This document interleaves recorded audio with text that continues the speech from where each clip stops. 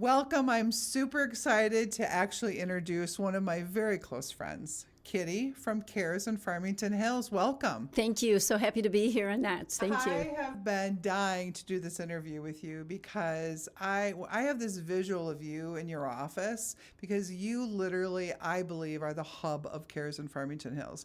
If there's something going on, you either know about it, part of it, know everyone who's involved in it, and know what the outcome and the goal is at the end. There's a lot going on. So let me ask you the big question. Okay. So what's your role at Cares in Farmington Hills? That is a super big question. I had no We do have a idea. clock today, so. I know. My role I am privileged, honored to be a very important part of Cares in Farmington Hills. I had no idea it would be as big as it is, but being the assistant to our director, Todd Lippa, I do what is needed and what I see is needed and what people request. So You're the yes girl, you're the accountability girl, you're the don't ever say no girl, you're the what's next project girl, you're the person that needs, that last minute thing that no one else is here because you actually part of your personal journey. Share that a little bit how you're connected and aligned with Cares. the timing of this was amazing. I personally was looking for another place to live, and I was honored to be part of that journey as your real she was estate great. broker. And then I realized, yes, it was awesome, that as I was also volunteering at CARES at the time and realized that nobody was living on the campus. And you had said to me, oh my gosh, how great would this be? You need a place to be. We need somebody to be there as temporary or as long as it can be. And how lucky. That was just one of the beginning of the stories of the great things that happen at CARES. It's fun, though, when you look back on those days, because we're literally going on, 7 years? I mean, we're approaching that. 2019. Yeah, and it's incredible and very, very humbling for me to really see what that was, because I still remember getting the call from Coach or Todd Lippa, as you say, on the podcast, so people know who we're talking about.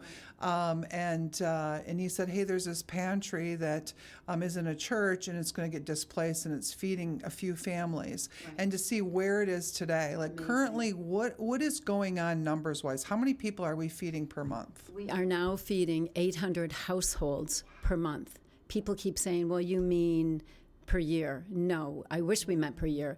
It's 800 households. We do serve Farmington Hills, Farmington, Livonia, Southfield, Redford, Novi, Northville, and sections of West Bloomfield. So we cover a little bit of Wayne, and we cover Oakland County. And, suburban hunger, I raised all my children here in Farmington Hills. We went to the schools here, lived here for 48 years. Never knew that this really existed at the extent it does. It's interesting, too, that people don't really realize that there's eyes connected, right? When we say 800 families, that's eyes of children, that's eyes of adults, that's eyes of elderly, it's eyes of aunts and uncles and cousins and moms and dads.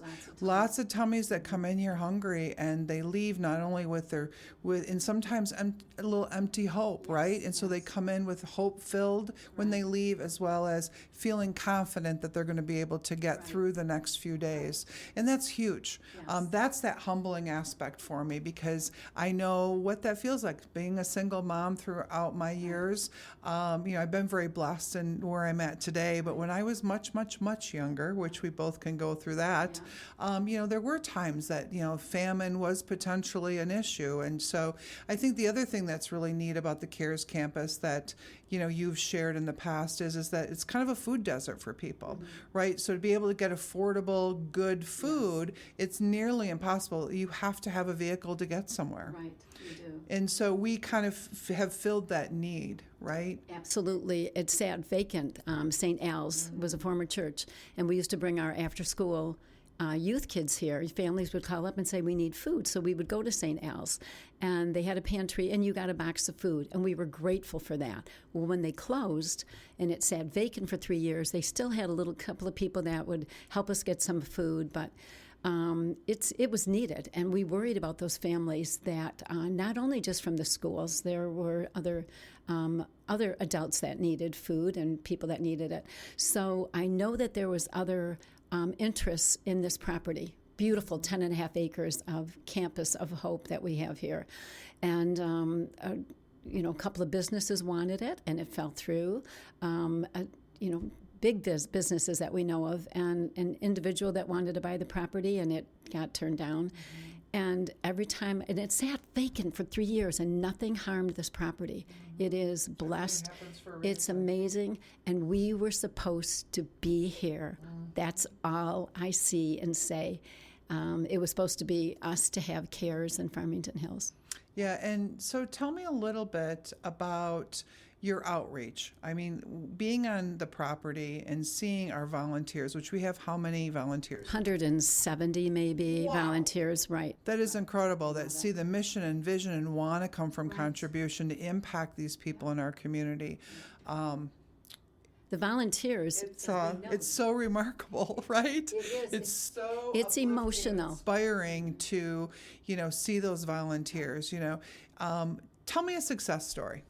Tell me, I know there's so many of them. There are so many. We obviously most of our volunteers are retired. They've been school teachers, they've been business owners, they've been very successful, or they've been somebody, a housewife that maybe just wants to give back. We have a gentleman, and some of these volunteers that are in their 80s are amazing. It gives you such hope they just want to keep busy. They want to keep busy. We've got a couple of them. We have our snack master, Bill, who just received a huge award. Volunteer of the Year award. It's not easy for him to get here in his car and walk all the way through with his walker, but he makes our snacks every day. He has purpose. He's amazing.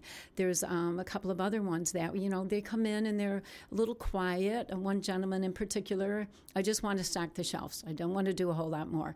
But he listened and he watched what was going on. And all of a sudden he'd say, I used to be on a board, or I used to help run a facility. Huge organizations, but very you would have never known. No. He was stocking the shelves. Yeah, literally. I love this story. I had no idea what a successful background he had. So his kids had said, his daughter had said, we need something to keep Dad busy. He's not busy enough. So he has been a success story. How lucky are we? So we're keeping him busy, but he's got ideas and suggestions, and he's very, very bright and is helping us write grants and helping move our board a little forward and shaking it up and saying, this can't be done by accountability. This can't be done by one person. It can't be done by, we've all got to do it. We're getting enough of the people in need. We need people to help us feed our guests. Yeah. And I think it's important, too, that those are our success stories. It's not the growth of CARES that's the success when it says the growth of how many families we're feeding, because we don't want to have that success, right? We want to, somehow fix all of that. Unfortunately, that isn't always happening, right? We do have a gentleman that sits at his table, and he's just volunteering his work and is a resource. And very calmly he will say, let me help you write your resume, or what happened and how would you like to get back? And he's gotten 3 or 4 people back on their feet. We didn't know that was going to happen. Just a quiet setup there. And so it gives people hope. They don't want to be in this situation. It's a transition. Instead of saying that this is where you're going to come forever, it's more like this is just a transition. We're just helping you to bridge through this transition to get you to where you want to go. So the other services that we have here, please explain what other things people can do. The location, we are located in a former church. So that's where the food pantry is. And it's busy and beautiful and clean. You have to come and see it. Also inside, underneath that roof, is our market. And the market is open to the public, and we buy from about 6 vendors. It's clean as can be. Everything is, there's 1% waste. It's a grocery store. It's a grocery store. For anyone to use. Come to it. Come and see. So our pantry is free. People sign up once a month. We help them with that. But the market is open to the public Monday through Friday. You come in shopping, and anything that you buy there, the proceeds go right to the pantry. Amazing. How amazing is that? We will share our plan. Todd always says, I'll share my playbook with anybody. Who knows? A can of tuna. Right. would mean so much. I know. Right? I mean, it's Exactly. great. Jar of peanut butter that I buy anywhere else I can buy at Cares and really make an impact. So it's not just about buying your groceries for your family. It's about doing two different things at one time. Exactly. And our guests that come in, and they come in for the free food, if they want, maybe they want ice cream, maybe they're having a birthday party that weekend, they can come into the market, get something that you can't get at the pantry. And if they do have a bridge card, you get 10% off. They love it. So they have a choice. They can come in any day they want, Monday through Friday, but they can come the day that they are shopping at Care. So, and everyone's so happy. There's some joy at that place. When the people that come maybe every Thursday, that they come once a month every Thursday, but they know our volunteers that are working there, and they'll say, how was your doctor's appointment? Or how was your mom doing? So there's a relationship. It turns into a social event there. It is Living life and being with people of like mind and being part of a culture, a community that really comes from this place of contribution. And I always tell people, come on the property, because whatever you give to Cares, you will get back. It's the craziest, most bizarre experience, but it's so real, right? It's magical. That's It's it. magical. We will say sometimes, one time we did not have toothbrush or toothpaste. Now, we're a food pantry, so food is what's essential. But you do need hygiene. You need hygiene items. So we were kind of saying maybe we'll do a food drive. The schools and the faith-based groups and the businesses have been awesome when we put out a request. But out of the blue, CVS dropped off a pallet. And pallet is now in my vocabulary. I never even knew I'd be knowing about pallets, a whole new word. And How do you move pallets? How do you even know about high-lows and all the forklifts. That was not in my, but now I know them all. to see that you driving a forklift? I That's did take a lesson, but I don't want to do it. I might keep. I would like to. I think I could handle a forklift. Yeah, totally. Let me know when you're on it. So I have to direct our conversation because you and I have known each other a long time and we could talk endlessly, right? But there's a lot of stuff on this table. Yes, A there lot is. of stuff Yes, on this yes, table. yes. It's yellow and black and it's just what's going on here? So we pay gleaners. We have to buy. We are a food pantry. Okay. We need a food bank. Gleaners is our food bank. Our bills are high. We go to bed at night worrying about how we're going to feed our families, just like we worry about our own families. We're worrying about our families at Cares. The family's got bigger, actually. Yes, so it's over $10,000 a month, I believe, and I could be wrong on the numbers, but it's a lot. So, yeah, we get donations from people who will be very, very generous. So we have a fundraiser, and we put a lot of fun into our fundraiser.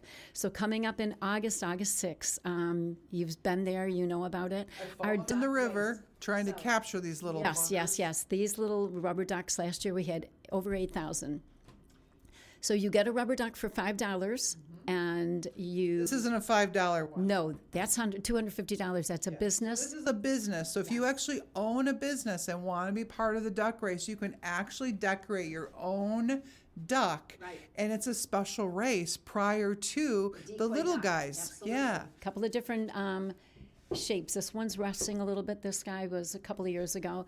But yes, you can get a decoy duck for $250. You paint it however you want. It's a blast, and then that's the first race. So that's a good fundraiser part of it. But these little guys that everybody's going to get a number on the bottom of them, which our volunteers help do. And then you keep your ticket number, lucky ticket, whatever it is. And then the first place prize, so all these little ducks go down the river at Shiawassee Park. And it's an afternoon, Wednesday, August 6th. We'll give you more information about that. It's a blast. We're going to have a lot of fun. But the first place prize, if your little duck goes into the chute, is $100 a week shopping at Bush's for a year, $5,200 prize.